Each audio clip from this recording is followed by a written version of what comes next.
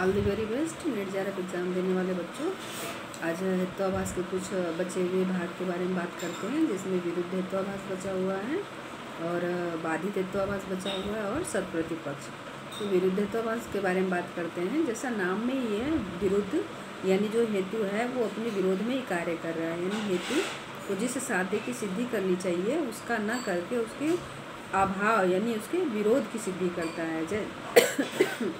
Sorry, जैसे शब्द कार्य होने के कारण नित्य है, तो कार्य होना नित्यता को नहीं सिद्ध करता है, कार्य होना अनित्यता को सिद्ध करता है। यानी जो हेतु है अपने साध्य के विरोध में बात कर रहा है कि शब्द कार्य होने के कारण क्या है, नित्य है, इसलिए ये विरुद्ध हेत्वाभास हुआ। यानी शब्द उत्पत्ति होने के कारण नित्य है, जो उत्पत्ति होगा वो विनाश होगा तो अनित्य होगा। फिर भी हम क्या करें कि शब्द उत्पत्ति होने के कारण नित्य, यानी जो हेतु है वो विरोध को सिद्ध कर रहा है। उसके बाद आता है बाधित। बाधित में भी जो साध्य है उसका विपरीत पक्ष में सिद्ध हो जाता है, जबकि नहीं होना चाहिए।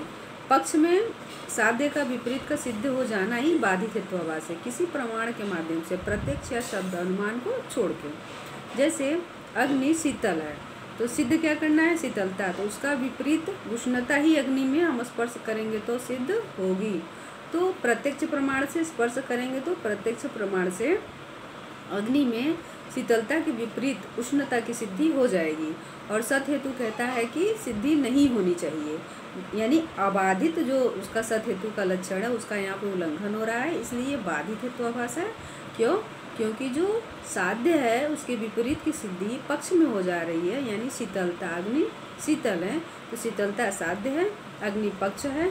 ये शीतलता का विपरीत क्या होगा, उष्णता, अग्नि में स्पर्श करने से उष्णता सिद्ध हो जाती है। यानी जो साध्य है उसके विपरीत की सिद्धि पक्ष में हो जाए तो ये बाधित हेत्वाभास है और अबाधित सत हेतु का उल्लंघन होता है। अब सत प्रतिपक्ष हेत्वाभास में क्या होता है कि किसी एक हेतु से किसी साध्य की सिद्धि हो रही है तो वहाँ पे दूसरा हेतु मौजूद होगा जो उसके साध्य का खंडन कर दे, उसके साध्य के अभाव की सिद्धि कर दे, उसके विपरीत में सिद्ध कर दे।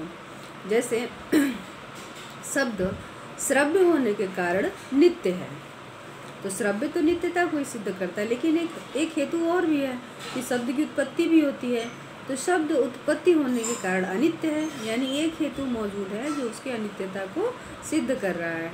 यानी जो सत हेतु का लक्षण है असत प्रतिपक्ष, वो कहता है कि किसी हेतु से आप किसी साध्य की सिद्धि कर रहे हैं तो वहाँ पे दूसरा हेतु नहीं होना चाहिए जो उसके अभाव, साध्य के अभाव की सिद्धि कर दे। जैसे पृथ्वी द्रव्य होने के कारण गंध है, गंध युक्त है, तो 9 द्रव्य हैं उसमें, और भी आप द्रव्य बता सकते हैं कि जल भी द्रव्य होने के कारण आप कुछ नहीं कर सकते, अन्य हेतु नहीं आ सकता जो उसके गंध को खंडित कर सके।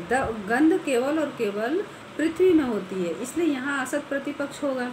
जब ऐसा हो कि दूसरा हेतु आ जाए और उसके साध्य के जो सिद्धि हो रही है उसका खंडन कर दे तो यहाँ सत प्रतिपक्ष होगा। और सत प्रतिपक्ष में किस सत हेतु के लक्षण का उल्लंघन होता है, असत प्रतिपक्ष। ठीक है, ये तो समझ गए होंगे कि यहाँ दो है। जैसे आप अदालत वाला ही ले लीजिए, विरुद्ध में एक ही वकील एक्टिव होता है लेकिन सत प्रतिपक्ष में दोनों वकील एक्टिव होते हैं। देखिए, एक क्या करता है, अपराधी के पक्ष में बात करता है फिर भी उसके अभाव की सिद्धि करता है ना, चोर है तो चोर नहीं। अब फिर दूसरा भी दलील देता है कि वो चोर है, यानी दूसरा कारण दे करके उसी एक ही व्यक्ति को सत्य सिद्ध करेगा और एक उसको असत्य सिद्ध करेगा। 2 कारण मिल जाते हैं और उसी एक व्यक्ति को सत्य और असत्य सिद्ध करते हैं।